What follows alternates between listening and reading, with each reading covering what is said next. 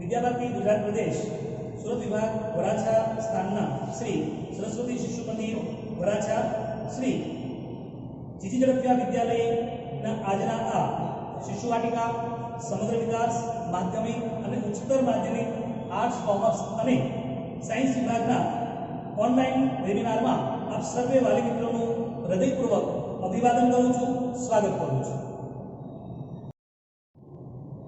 આજના આ વેબિનારની શરૂઆત કરતા પહેલા મંચસ્થ મહાનુભાવોને નિવેદન કરીશ કે मां सरस्वती ने आराधना करीने दीप प्रागट्य करीने આજના વેબિનારની શરૂઆત કરીશું।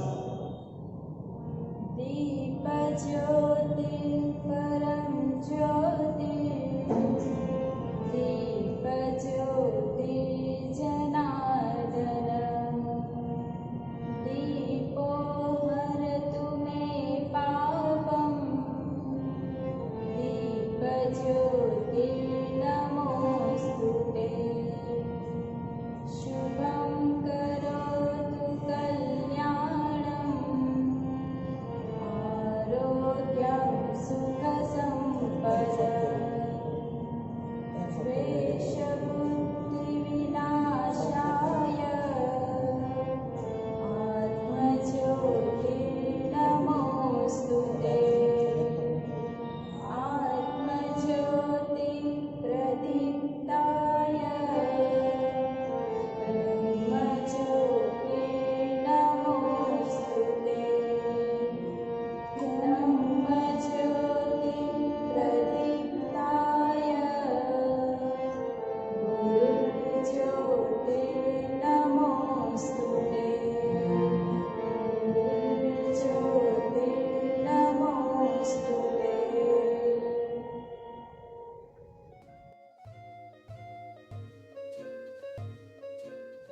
મંચસ્થ મહાનુભાવોનો પરિચય કરાવું તો માનનીય શ્રી ધનજીભાઈ ઝડપિયા આપ શ્રી સરસ્વતી શિશુ મંદિર વરાછા જીજી ઝડપિયા વિદ્યાલયના પ્રમુખ ટ્રસ્ટીનું દાયિત્વ સંભાળી રહ્યા છો। આપ શ્રી વિદ્યાભારતી ગુજરાત પ્રદેશમાં સુરત વિભાગમાં અધ્યક્ષનું સ્થાન શોભાવી રહ્યા છો। સુરત તેમજ ભાવનગર જિલ્લામાં અગ્રણી ઉદ્યોગપતિમાં આપ સ્થાન શોભાવી રહ્યા છો। આ ઉપરાંત आप श्री नामांकित सामाजिक शैक्षणिक संस्थाओं साथे कार्यरत छे।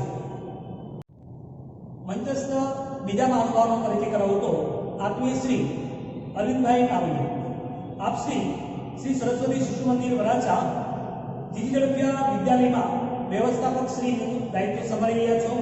आ उपरांत विद्याभारती गुजरात प्रदेश में सूरत संकुल में संकुल प्रमुखनी जवाबदारी वहन કરી રહ્યા છો। मंचस्थ अन्य महानुभावों परिचय करावो तो श्री चालीसाबेन कुमार आप श्री सरस्वती शिशु मंदिर वराछा स्थानना श्री जीजी ઝડપિયા विद्यालयना शिशुवाटिका विभाग में प्रधानाचार्यश्रीનું दायित्व संभाળી રહ્યા છો। तदुपरांत आप श्री विद्याभारती अखिल भारतीयना पश्चिम क्षेत्रना शिशुवाटिका प्रमुखश्रीની जवाबदारी वहन કરી રહ્યા છો। मंचस्थ अन्य महानुभावों परिचय करावो तो आत्मीय श्री शर्मिष्ठाबेन पटेल आप श्री सरस्वती शिशु मंदिर वराछा स्थान अंतर्गत श्री जीजी ઝડપિયા विद्यालय में समग्र विकास में प्रधानाचार्यश्रीનું दायित्व वहन કરી રહ્યા છો। विद्यालय में शैक्षणिक नियामक श्री जवाबदारी सुपेरे निभावी રહ્યા છો। आ उपरांत विद्याभारती गुजरात प्रांतना समग्र विकास प्रकल्प में आ सहसंयोजिकाનું दायित्व वहन કરી રહ્યા છો। मंचस्थ ત્રીજા મહાનુભાવનો પરિચય કરાવો તો આત્મીય શ્રી કીર્તિભાઈ મેર आप श्री सरस्वती शिशु मंदिर वराछा श्री जीजी ઝડપિયા विद्यालयना माध्यमिक तेमज उच्चतर माध्यमिक में आर्ट्स एंड कॉमर्स विभाग में प्रधान आचार्यश्रीનું दायित्व वहन કરી રહ્યા છે। मंचस्थ महानुभाव में अन्य महानुभावों परिचय करावो तो माननीय श्री आत्मीय श्री चेतनभाई जोशी आप श्री सरस्वती शिशु मंदिर वराछा स्थान अंतर्गत जीजी ઝડપિયા विद्यालय में साइंस विभाग में प्रधानाचार्यश्रीનું दायित्व निभावी રહ્યા છો। तदुपरांत आप श्री विद्याभारती गुजरात प्रांतना सोशल मीडिया प्रमुखनी जवाबदारी वहन કરી રહ્યા છો। जीजी ઝડપિયા विद्यालय स्थान वराछा सूरत तरफथी हूँ रमेश गुरुजी आप सर्वનું हृदयपूर्वक स्वागत करूँ છું, अभिवादन करूँ છું। मंचस्थ महानुभावों आप सर्वे सरकार द्वारा निर्मित नवी राष्ट्रीय शिक्षण नीति 2020 વિશે સતત ચિંતન અને મનન કરીને આવનારા દિવસોમાં સમાજ સુધી આ વિચારો પહોંચાડવાના છો એ માટે આપ સર્વનું હું વિદ્યાર્થી પરિવાર અને વાલીશ્રીઓ તરફથી હૃદયથી સ્વાગત કરું છું, અભિવાદન કરું છું. આજના આ વર્તમાન સમયને ધ્યાનમાં રાખીને સરકારશ્રી દ્વારા નિર્મિત નવી રાષ્ટ્રીય શિક્ષણ નીતિ 2020ના સંદર્ભમાં આત્મીય શ્રી શર્મિષ્ઠા દીદી આપને માર્ગદર્શન આપશે. એ પૂર્વે પ્રાથમિક વિભાગના આચાર્ય શ્રી રોહિતભાઈ ગાંડ व्यक्तिगत गीत रजू करशे. नमस्कार. निर्माणों के पावन युग में हम चरित्र निर्माण न भूले, स्वार्थ साधना की आंधी में वसुधा का कल्याण न भूले. निर्माणों के पावन युग में हम चरित्र निर्माण न भूले. माना अगम अगाध सिंधु है, संघर्षों का पार नहीं है, किंतु डूबना मझधारों में साहस को स्वीकार नहीं है. जटिल समस्या सुलझाने को नूतन अनुसंधान न भूले. निर्माणों के पावन युग में हम चरित्र निर्माण न भूले. शील विनय आदर्श श्रेष्ठता तार बिना जंकार नहीं है. शिक्षा क्या स्वर साध सकेगी यदि नैतिक आधार नहीं है. कीर्ति कौमुदी की गरिमा में संस्कृति का सम्मान न भूले. निर्माणों के पावन युग में हम चरित्र निर्माण न भूले. आविष्कारों की कृतियों में यदि मानव का प्यार नहीं है, सृजनहीन विज्ञान व्यर्थ है, प्राणी का उपकार नहीं है. भौतिकता के उत्थानों में जीवन का उत्थान न भूले. निर्माणों के पावन युग में हम चरित्र निर्माण न भूले. हम चरित्र निर्माण न भूले. નમસ્કાર. આજે આપણે જીજી ઝડફિયા વિદ્યાલય દ્વારા આયોજિત એવા આ વિશેષ વાલી વેબિનારમાં ઉપસ્થિત છીએ. તો આ વિશેષ ઉપસ્થિતિમાં ઉપસ્થિત એવા માનનીય શ્રી ધનજીદાદા, આત્મીય શ્રી અરવિંદભાઈ, કીર્તિભાઈ, ચેતનભાઈ અને ચાર્લિસા દીદીનું હું હાર્દિક અભિવાદન કરું છું. આજે આપણે નવી રાષ્ટ્રીય શિક્ષણ નીતિ વિશે વાત કરવાના છીએ. એટલે આ વિષયને સમજવાનો પ્રયત્ન કરવાના છીએ. પરંતુ આ વિષયને સમજીએ તે પૂર્વે આપણે આપણા રાષ્ટ્રની એટલે કે આપણા ભારત દેશની થોડીક વાતોને યાદ કરીએ.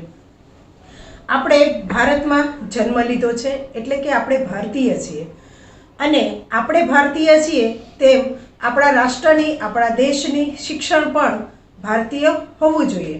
પરંતુ એ ભારતીય છે કે કેમ એનો હજી વિચાર કરવો પડે છે. ઘણી વખત આપણે આ શિક્ષણ પ્રણાલીમાં જો ચિંતન મનન કરતા હોય ત્યારે ઘણી એવી બાબતો આવે જે આપણને એમ થાય કે આ ખરેખર આપણા શિક્ષણમાં ન હોય તો સારું, એટલે કે એ આપણને ક્યાંક ને ક્યાંક ખૂંચે છે. તો આપણું જે હાલનું વર્તમાનનું જે શિક્ષણ છે તે ખરેખર ભારતીય છે એવું આપણે ન કહી શકીએ. હા, થોડાક અંશે છે પણ ખરું, પણ ઘણી બધી બાબતો એવી છે કે જે એમાં અભારતીયતા દાખવે છે. દરેક રાષ્ટ્ર એ પોતાના સ્વભાવને અનુરૂપ, પોતાની પ્રણાલીને અનુરૂપ એના શિક્ષણમાં ઘણા બધા ફેરફારો કરતા હોય છે, બદલાવ લાવતા હોય છે અને એની વર્તમાન પેઢી અને એની આવનારી નવી પેઢી વિશે એ ઉજ્જવળ ભવિષ્ય કેવી રીતે જીવી શકે એના માટેના એ ખૂબ જ ચિંતન મનન કરી અને શિક્ષણ પ્રણાલીમાં પરિવર્તનો કરતા હોય છે. એમ આપણા ભારતનો પણ એક સ્વભાવ છે, શાસ્ત્રોમાં એને ચિતિ કહે છે. એટલે કે ભારતની ચિતિ પ્રમાણે પણ ભારતીય શિક્ષણ તેના મૂલ્યો આધારિત અને એની સામાજિક અને સાંસ્કૃતિક પરિભાષાને અનુરૂપ હોવું જ જોઈએ, જે વર્તમાનમાં નથી. આપણને સૌને એવું થાય કે શિક્ષણ તો સારું જ છે ને, અત્યારે પણ આ શિક્ષણ પ્રણાલીમાં વિદ્યાર્થીઓ અભ્યાસ કરે છે, સારા ડૉક્ટર, સારા એન્જિનિયર એ બધું બને જ છે, તો શું વાંધો છે? હા, કશું જ વાંધો નથી. પરંતુ ખરેખર શું આપણો સમાજ એ દિશામાં આગળ વધી રહ્યો છે? સમાજને જાગૃત કરનારી યુવા પેઢી આપણને મળે છે? આપણા દેશને આગળ વધારનારી યુવા પેઢી આપણને મળે છે? તો આ બધા વિચાર કરીએ તો આપણને પરિણામ શૂન્ય મળે. એટલે કે આપણને સારા નાગરિક જોઈએ છે, આપણને સારા દેશ માટેના સારા યુવકો જોઈએ છે, જે આજની વર્તમાન પરિસ્થિતિમાંથી નથી મળી શકતા. તો એ કેવી રીતે થાય? તો એ એના ભાવાત્મક પાસાથી અને કૌશલ્યાત્મક પાસાથી જ થઈ શકે. એટલે કે વર્તમાન શિક્ષણમાં એક વ્યક્તિ અથવા એક બાળક, એક વાલી અથવા એક સમાજ શું વિચારે છે અથવા એને કેવું જોઈએ છે એની ઉપર જ ચિંતન થયું છે.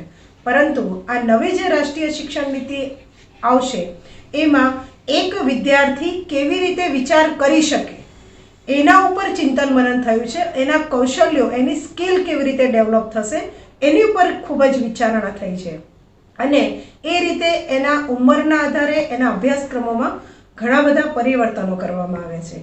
એટલે આપણે આ નવી રાષ્ટ્રીય શિક્ષણ નીતિમાં જો એનું ખરેખર એનું વાંચન અને સમજૂતી મેળવીએ તો આપણને ધ્યાનમાં આવશે કે આ બધા પરિવર્તનો કરવાથી વિદ્યાર્થીઓ ઘણું બધું વ્યવહારિક જ્ઞાન પણ પ્રાપ્ત કરી શકશે અને એમના જે એની અંદર રહેલી જે આંતરિક શક્તિઓ છે એ પણ સારી રીતે પ્રગટીકરણ થઈ શકશે.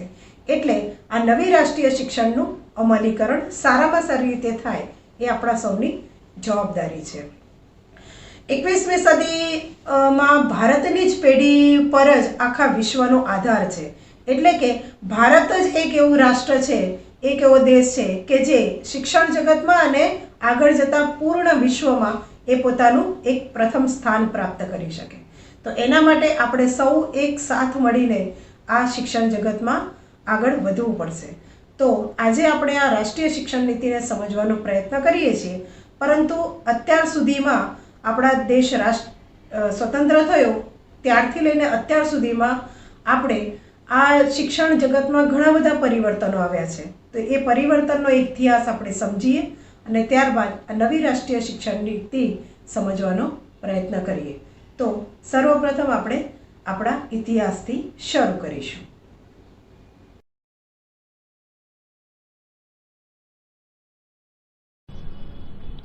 આપણે સૌ જાણીએ છીએ તેમ ઈસવીસન 1947માં આપણો દેશ આઝાદ થયો. ઈસવીસન 1948 અને 49માં ડૉક્ટર સર્વપલ્લી રાધાકૃષ્ણન દ્વારા શિક્ષણ પંચની રચના કરવામાં આવી. ત્યારબાદ ઈસવીસન 1952માં ડૉક્ટર મુદલિયારના અધ્યક્ષતામાં મુદલિયાર પંચ એટલે કે માધ્યમિક શિક્ષણ પંચની રચના થઈ. ઈસવીસન 1964થી 66 સમયગાળામાં કોઠારી પંચ દ્વારા 10+2+3નું માળખું તૈયાર કરવામાં આવ્યું અને આમ પ્રથમ શિક્ષણ નીતિ ઈસવીસન 1968માં તૈયાર થઈ, જેમાં મુખ્યત્વે વિજ્ઞાન, પ્રૌદ્યોગિક, નૈતિક શિક્ષણ, પ્રૌઢ શિક્ષણ અને ત્રિભાષા ફોર્મ્યુલા જેવી બાબતો ઉપર ભાર મૂકવામાં આવ્યો હતો. ઈસવીસન 1986માં આ શિક્ષણ નીતિમાં પુનઃરચનાઓ થઈ, ઘણા પરિવર્તનો લાવી અને 6થી 14 વર્ષના બાળકો માટે મફત અને ફરજિયાત શિક્ષણ તેમજ ગુણવત્તાયુક્ત શિક્ષણ કેવી રીતે આપી શકાય તેની વિવિધ યોજનાઓ તૈયાર થઈ.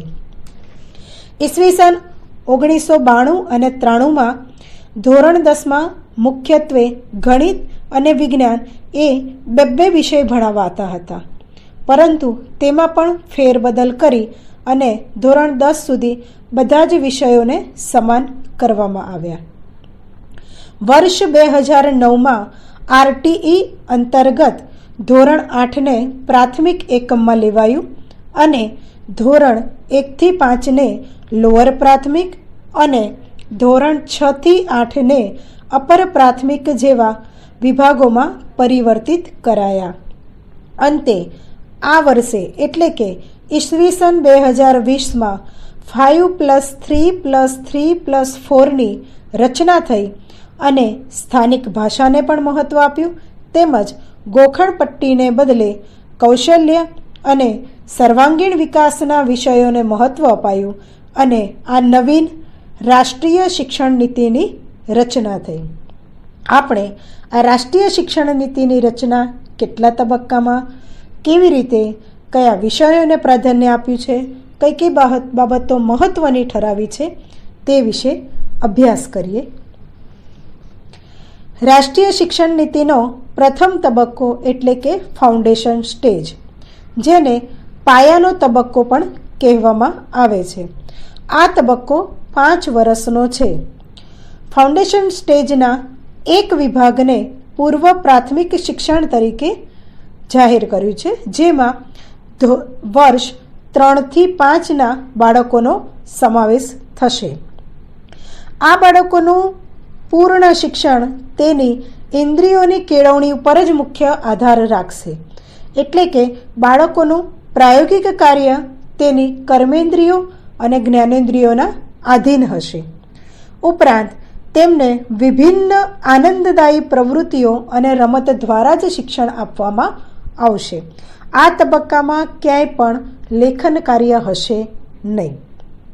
તેનો બીજો ભાગ એટલે કે ધોરણ 1 અને 2, આ તબક્કામાં 6 થી 8 વર્ષના બાળકોનો સમાવેશ થશે અને તે મુખ્યત્વે ભાષા અને ગણિત જેવા વિષયોનું અભ્યાસ કરશે અને તેમની પદ્ધતિમાં પ્રાયોગિક કાર્ય સાથે વાંચન, લેખન અને ગણન એનું પણ ભાર રહેશે. આ શિક્ષણ નીતિનો બીજો તબક્કો એટલે કે પ્રિપેટરી સ્ટેજ, જેને પ્રારંભિક શિક્ષણનો તબક્કો પણ કહેવામાં આવે છે. આ સ્ટેજમાં ધોરણ 3 થી 5નો સમાવેશ થશે. સમયગાળો 3 વર્ષ અને વયમર્યાદા 8 થી 10 વર્ષની રહેશે. આ તબક્કામાં વિદ્યાર્થીઓના દફતર ઉપર ખૂબ જ ભાર મૂકવામાં આવ્યો છે, એટલે કે અભ્યાસક્રમ ઓછો અને અભ્યાસ વધારે. એટલે ભણવા માટે જેમ પહેલાં આપણે વાત કરી કે ઇન્દ્રિયોનો વિકાસ થયો હોય તેની સ્મરણ શક્તિ, યાદ શક્તિ, કલ્પના શક્તિ આપોઆપ વિકસે અને આ બધી ઇન્દ્રિયો જ્યારે વિકસે ત્યારે પાઠ્યપુસ્તકોની જરૂર ન પડે. એટલે એના દફતરનું ભારણ ઘટાડવાનો ખૂબ જ પ્રયત્ન કર્યો છે. વિવિધ પ્રવૃત્તિઓ દ્વારા, વિવિધ પ્રયોગો દ્વારા અનુભવજન્ય જ્ઞાન આપવામાં આવશે. બાળક એક વિષયની સાથે અનેક વિષયો શીખશે અને તમામ વિષયોનો એ સામાન્ય પરિચય મેળવશે. માતૃભાષાને પ્રાધાન્ય આપવામાં આવ્યું છે. બાળકની અભ્યાસની ભાષા તરીકે તેના ઘરની ભાષા એટલે કે પરિવારમાં બોલાતી બોલી અને સ્થાનિક ભાષાનો પણ સ્વીકાર કરવામાં આવ્યો છે. આમ પ્રારંભિક શિક્ષણના તબક્કામાં અનુભવ આધારિત, રમત આધારિત અને પ્રાયોગિક ક્ષેત્રમાં અલગ અલગ ક્રિયાઓ આધારિત શિક્ષણ કાર્ય થશે. ત્યાર પછીનો તબક્કો 3, જેને મિડલ સ્ટેજ તરીકે ઓળખવામાં આવે છે, ધોરણ 6 થી 8નો સમાવેશ થશે. સમયગાળો 3 વર્ષ અને વયમર્યાદા 11 થી 14 વર્ષ. હવે બાળકોની ઉંમર કંઈક સમજવાની, વિચારીને કરવાની થાય છે. એટલે તેની કર્મેન્દ્રિયોના વિકાસને આધારે તેના મન અને બુદ્ધિનો પણ વિકાસ થાય છે. એટલે એના કૌશલ્ય આધારિત શિક્ષણ પર આ તબક્કામાં ખૂબ જ ભાર મૂકવામાં આવે છે. વિદ્યાર્થી થિયરીના વિષયો તો ભણશે જ, ભાષા, ગણિત, સમાજ વિદ્યા વિજ્ઞાન એવા વિષયોની સાથે સાથે એના અન્ય રસના વિષયો જે પ્રેક્ટિકલ વિષયો છે તેની પણ પસંદગી કરી શકશે. વિદ્યાર્થી પોતાના રસના ક્ષેત્રમાં વ્યવહારિક કૌશલ્યાત્મક સજ્જતા મેળવી શકે તે માટે એને સમાજમાં અન્ય જગ્યાએ જઈને આપણા સમાજના સેવકોની પાસે રહીને ઇન્ટર્નશીપ જેવા કાર્યક્રમોની યોજના અંતર્ગત તે વિવિધ ક્ષેત્રોમાં કૌશલ્યાત્મક જ્ઞાન પ્રાપ્ત કરશે. અને આ ઇન્ટર્નશીપના કાર્યક્રમો દરમિયાન તે જે તે વિષયના તજજ્ઞો પાસે રહીને એ જે તે ક્ષેત્ર અને જે તે વિષયનું જ્ઞાન પ્રાપ્ત કરશે. આ ખૂબ જ મહત્ત્વની બાબત છે, કારણ કે અત્યાર સુધી પુસ્તકીય જ્ઞાન પ્રાપ્ત કરતા હતા, પણ હવે એ વિવિધ ક્ષેત્રોમાં કૌશલ્યાત્મક જ્ઞાન પણ પ્રાપ્ત કરી શકશે. આ તબક્કામાં ગણિત, વિજ્ઞાન, કળાઓ, સામાજિક વિજ્ઞાન અને માનવ વિદ્યાઓ માટે પણ અનુભવજન્ય અધ્યયન થશે. આ રાષ્ટ્રીય શિક્ષણ નીતિનો ચોથો તબક્કો એટલે કે માધ્યમિક તબક્કો, જેમાં ધોરણ 9થી 12નો સમાવેશ થાય છે. અહીંયા સમયગાળો 4 વર્ષ છે અને વિદ્યાર્થીઓની વયમર્યાદા 14થી 18 વર્ષની છે. હવે જ્યારે વિદ્યાર્થીઓની બુદ્ધિ પરિપક્વ થઈ છે ત્યારે એ પોતાના નિર્ણયો જાતે કરી શકે છે. એટલે આ તબક્કામાં એને પોતે નિર્ણયો કરવાના આવે છે. એટલે કે વિદ્યાર્થીઓને વિષય પસંદગી માટે સ્વયં પ્રેરણા મળશે અને એમાંથી એને જાતે જ વિષય પસંદ કરવાના છે. હવેથી એને પોતાની કમાણી કેવી રીતે કરવી, આર્થિક આજીવિકા કેવી રીતે નિભાવવી, એના પર પણ એનું ચિંતન થશે. એટલે આ તબક્કામાં આજીવિકાને મહત્ત્વ આપેલું હોવાથી વ્યવસાયિક અભ્યાસક્રમને વિશેષ મહત્ત્વ આપવામાં આવ્યું છે. વિદ્યાર્થીને ઉચ્ચ શિક્ષણ માટે તૈયાર કરવામાં આવશે. આ તબક્કામાં પરીક્ષાઓ તો અનિવાર્ય જ છે, આપણે સૌ જાણીએ જ છીએ, પણ આના માટે પણ રાષ્ટ્રીય શિક્ષણ એજન્સીની રચનાઓ થશે અને તે વિવિધ વિષયોની વર્ષમાં વિવિધ રીતે અનેકવાર પરીક્ષાઓ લેશે. આ તબક્કામાં સૌથી શ્રેષ્ઠ બાબત એટલે કે વિદ્યાર્થીઓની પ્રતિભા ઓળખવી અને એને એ ક્ષેત્રમાં એ દિશામાં આગળ વધવા માટે પ્રોત્સાહિત કરવા, એ દિશામાં આગળ વધારવા. આવા વિશેષ બાબતોને ધ્યાનમાં રાખી શિક્ષણ કાર્ય દરમિયાનના સમયગાળામાં એટલે કે વેકેશનમાં એવા વિશેષ વર્ગો, નિવાસી કાર્યક્રમો, ઓલિમ્પિયાડ અને વિવિધ સ્પર્ધાઓનું પણ આયોજન થશે અને એમાં અલગ અલગ વિષયોને લઈને અલગ અલગ ક્ષેત્રોમાં વિદ્યાર્થીઓને પ્રોત્સાહન પણ આપવામાં આવશે. અત્યાર સુધીના અભ્યાસક્રમમાં ધોરણ 10 પછી સાયન્સ, કોમર્સ અને આર્ટ્સ જેવા વિભાગોમાં વિષયો વહેંચાતા હતા, પરંતુ હવેથી એ વિભાગો નાબૂદ થશે અને આ માધ્યમિક શિક્ષણના 4 વર્ષના તબક્કામાં બહુવિદ્યા શાખાકીય અભ્યાસક્રમો પર ભાર મૂકવામાં આવશે. આ સોપાનમાં દરેક વિષય વધુ ઊંડાણપૂર્વક, વધુ વિવેચનાત્મક અને વિશ્લેષણાત્મક વિચારણા સાથે ભણાવવામાં આવશે. જીવનના ઉચ્ચ ધ્યેયો સાથે અનુસંધાન સાધી શકાય તેટલા માટે વિદ્યાર્થીઓને કેટલાક વિષયોની પસંદગી પણ કરવાની થશે. એક ઉદાહરણ તરીકે સમજાવું તો જો કોઈ એક વિદ્યાર્થી વ્યવસાયિક કોર્સ કરવા માટે ધોરણ 10 પછી ડિપ્લોમા કે એવા કોઈ વૈકલ્પિક અભ્યાસક્રમોમાં પ્રવેશ મેળવે છે, પરંતુ ત્યાં તે એ અભ્યાસ પૂર્ણ ન કરતા તેને ફરીથી ધોરણ 11 અને 12માં જોડાવવું હોય તો તે પરત ધોરણ 11માં પ્રવેશ મેળવી શકે છે. આ એક સારી જોગવાઈ છે. માધ્યમિક તબક્કા માધ્યમિક શિક્ષણ બાદ હવે એના ઉચ્ચ શિક્ષણની પૂર્વ તૈયારીઓ થશે. તો ઉચ્ચ શિક્ષણ માટે પણ ઘણા બધા પરિવર્તનો આવ્યા છે. તો એ જોગવાઈ બાદ એના ઉચ્ચ શિક્ષણના પરિણામો એ કેવી રીતે પ્રાપ્ત કરશે? તો પ્રથમ વર્ષ પાસ કરનાર જે વિદ્યાર્થી છે એને ફક્ત પ્રમાણપત્ર મળશે. બીજું વર્ષ જે પાસ કરનાર વિદ્યાર્થી છે એને ડિપ્લોમાની ડિગ્રી પ્રાપ્ત થશે. ત્રીજું વર્ષ પાસ કરનાર વિદ્યાર્થી સ્નાતક ગણાશે અને ચોથું વર્ષ જે પૂર્ણ કરે છે તેને સંશોધનની ડિગ્રી આપવામાં આવશે. એટલે કે હવે એ આગળ PhD જેવા ઉચ્ચ અભ્યાસક્રમોમાં પ્રવેશ મેળવી શકશે. આ ઉપરાંત જ્યારે પણ તેનું ઉચ્ચ શિક્ષણ શરૂ થાય છે ત્યારથી એના ક્રેડિટ ગણાશે. એટલે કે હવે વિદ્યાર્થીઓને પોતાની એક ક્રેડિટ બેંક હશે. વિવિધ વિષયો સાથે એ અભ્યાસ કરે છે તો એના આધારે એ ક્રેડિટ બેંકમાં એની ક્રેડિટ જમા થશે. અત્યારે વર્તમાનમાં અને ભૂતપૂર્વે પણ ઘણી બધી એવી સંસ્થાઓ છે જે શ્રેષ્ઠ શિક્ષણ માટે યથાર્થ પ્રયત્નો કરી રહી છે. તો આવી બધી જ સંસ્થાઓનું એક સૂત્ર થાય એટલા માટે એકત્રીકરણ કરી અને ફરીથી નાલંદા અને તક્ષશિલાનું પુનઃનિર્માણ કરવાની એક શ્રેષ્ઠ યોજના પણ આ નવી રાષ્ટ્રીય શિક્ષણ નીતિમાં અમલીકરણમાં આવશે.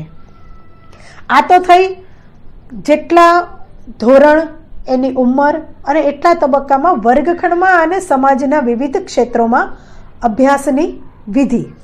હવે એનું મૂલ્યાંકન કેવી રીતે હશે, એના પરિણામો કેવી રીતે મળશે, એની પરીક્ષાઓ કેવી રીતે લેવાશે અને આ મૂલ્યાંકન ખરેખર સચોટ હશે કે કેમ, કોણ કરશે, આવા બધા પ્રશ્નો પણ આપણા મનમાં ઉદ્ભવે. તો આ નવી રાષ્ટ્રીય શિક્ષણ નીતિમાં આ મૂલ્યાંકન પણ ખૂબ જ સચોટ અને સારી રીતે થાય તેવી યોજના છે. શિક્ષણના વિવિધ તબક્કાના ઉદ્દેશ્યો અનુસાર તેનું મૂલ્યાંકન પણ વિવિધતાસભર જ છે. પૂર્વ પ્રાથમિક વિભાગમાં સંસ્કાર, સિંચન અને ઘડતર આધારિત એનું મૂલ્યાંકન થશે. ધોરણ 1 થી 2માં વાંચન, લેખન, ગણન અને પાયાના કૌશલ્યો કેવા છે, કેવી રીતે એનામાં દેખાય છે, એનો અનુભવ કરી શકે છે કે કેમ, એવી બાબતોના આધારે તેનું મૂલ્યાંકન થશે. ધોરણ 3 થી 5માં વિભિન્ન વિષયોનું પાયાનું જ્ઞાન, બેઝિક નોલેજ અને કેટલું છે એના આધારે એનું મૂલ્યાંકન થશે. ધોરણ 6 થી 8માં વિવિધ કૌશલ્યો આધારિત મૂલ્યાંકન રહેશે અને ધોરણ 9 થી 12માં વિશ્લેષણાત્મક બાબતોને ધ્યાનમાં રાખીને મૂલ્યાંકન થશે.